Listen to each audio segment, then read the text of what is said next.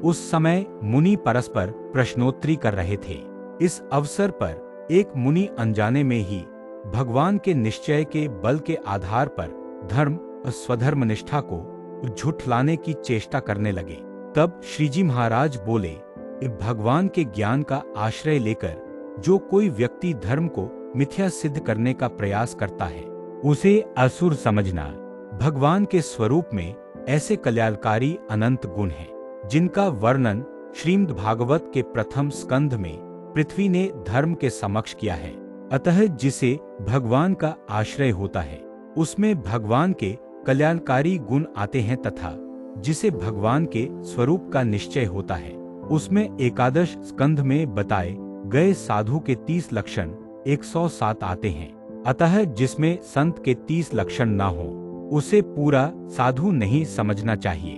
और जिसे भगवान का निश्चय होता है, उसके हृदय में प्रभु के कल्याणकारी गुण अवश्य ही आते हैं। जब प्रभु के गुण संत में आते हैं, तब वह साधु 30 लक्षणों से युक्त होता है। इसलिए आज से जो कोई पंचव्रत रूप धर्म को छोड़कर केवल ज्ञान अथवा भक्ति का बल ग्रहण करेगा, वह गुरुद्रोही तथा वचनद्रोही है, तथा जो कोई धर्मभंग की ऐसी बातें करता हो, उसे विमुख कहना चाहिए। और उसे तो ऐसा कहना चाहिए कि तुमने तो असुर का पक्ष लिया है, अतः हम तुम्हारी बात नहीं मान सकते। ऐसा कहकर उस अधर्मी की बात को तुरंत झुठला देना। बाद में संत ने प्रश्न किया, हे महाराज, कोई तो भगवान का अत्यंत दृढ़ भक्त होता है, फिर भी उसे देह त्याग करते समय पीड़ा होती है और बोलने का भी भान नहीं रहता, और दूसरा पक्का हरिभक्त न दिखता हो, फिर भी वह देह छोड़ने के समय अति समर्थ मालूम होता हो, तथा भगवान के प्रताप को बहुत अच्छी तरह समझते हुए मुख से भगवान की महिमा का गुणगान करते हुए सुखपूर्वक देह छोड़ता है। इसका क्या कारण है? जो अच्छा भक्त होता है, उसका अंत समय अच्छा नहीं दिखाई देता, और जो सामान्य जैसा भक्त है, उसका तो अंतिम समय अच्छा दिखाई पड़ता है। इसका कारण बताइए। तब श्रीजी महाराज बोले, देश काल, क्रिया, संग, ध्यान, मंत्र, दीक्षा तथा शास्त्र, ये 8 के अनुसार ही पुरुष की मति हो जाती है। ये 8 यदि शुभ रहें तब उसकी मति अच्छी होती है, और यदि ये अशुभ हों तो उसकी मति खराब हो जाती है। और व्यक्ति के हृदय में परमेश्वर की माया द्वारा प्रेरित चारों युगों सतयुग, त्रेता, द्वापर, कलयुग के धर्म एक के बाद एक प्रवृत्त रहते हैं। इसमें मृत्यु का समय आ चुका हो, तब यदि सतयुग का धर्म बरतने लगे तो उस पुरुष की मृत्यु बहुत शांतिपूर्ण होती है, तथा मृत्यु प्रसंग देदीप्यमान हो जाता है। यदि त्रेता और द्वापर के धर्म उसके अंतःकरण में आ गए, तो देहांत के समय उसकी मृत्यु इतनी शोभायमान नहीं रहती। और यदि मृत्यु के समय हृदय में कलयुग का धर्म आ गया, तो उसकी मौत भयानक एवं दुखद दिखाई पड़ती है। इस प्रकार अंत समय की अच्छी बुरी स्थिति युगधर्म के अनुसार होती है।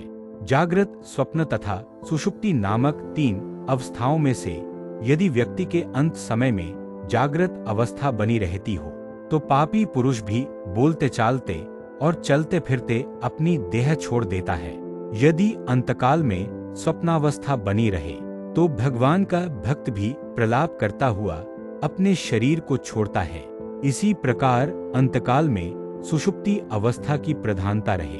भगवान का भक्त हो या विमुख पुरुष हो, वह भी बेहोशी की हालत में ही मर जाता है। उस स्थिति में वह भी शुभ या अशुभ बात बोलने में समर्थ नहीं रहता है, और अंतकाल में इन तीनों अवस्थाओं से पर एवं ब्रह्मरूप ऐसी अपनी जीवात्मा को साक्षात्कार मानता हुआ देहत्याग करता है। वह तो जैसे ईश्वर का सामर्थ्य हो, ऐसा सामर्थ्य दिखाकर मृत्यु का वरण करता है। वस्तुतः ब्रह्मरूप होकर और ईश्वर जैसा सामर्थ्य दिखाकर अपनी देह छोड़ना तो भगवान के भक्त को ही संभव होता है, किंतु अन्य विमुख जीवों से ऐसा हो ही नहीं सकता। इस प्रकार अंत समय में कालधर्म से अथवा इन अवस्थाओं के योग से शुभ अथवा अशुभ दिखाई पड़ता है।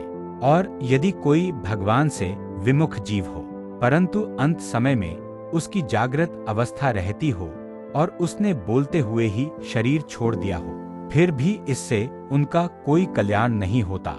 विमुख जीव सुखपूर्वक देह त्याग करें अथवा बुरी तरह देह को छोड़े, वे अंततः नरक में ही जाते हैं। परंतु भगवान का भक्त हो और भले ही वह बोलते चालते अथवा लड़खड़ाती जबान से प्रलाप करते हुए अथवा शून्य मौन रहकर अपना शरीर छोड़ दे, तो भी उसका कल्याण अवश्यंभावी है।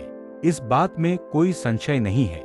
यह सत्य भगवान के भक्तों को ठीक तरह से समझ लेना चाहिए तथा भगवान के भक्तों को अंत समय में स्वप्नादिक अवस्थाओं के योग के कारण बाह्य रूप से भले ही पीड़ाजनक स्थिति का सामना करना पड़ता हो, परंतु उनके अंतःकरण में भगवान के प्रताप से अत्यंत ही आनंद की अनुभूति हुआ करती है।